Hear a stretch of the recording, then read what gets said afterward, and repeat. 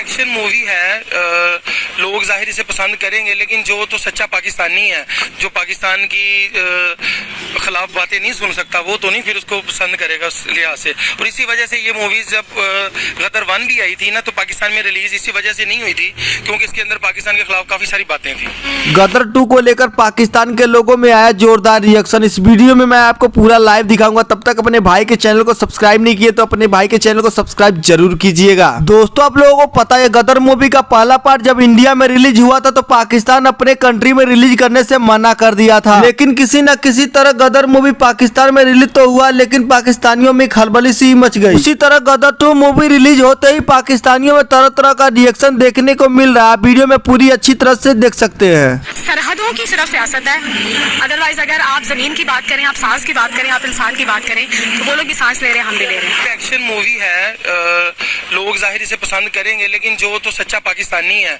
जो पाकिस्तान की खिलाफ बातें नहीं सुन सकता, वो तो नहीं फिर उसको पसंद करेगा उस लिहाज से। और इसी वजह से ये मूवीज जब गदर 1 भी आई थी ना, तो पाकिस्तान में रिलीज इसी वजह से नहीं हुई थी क्योंकि इसके अंदर पाकिस्तान के खिलाफ काफी सारी बातें थी।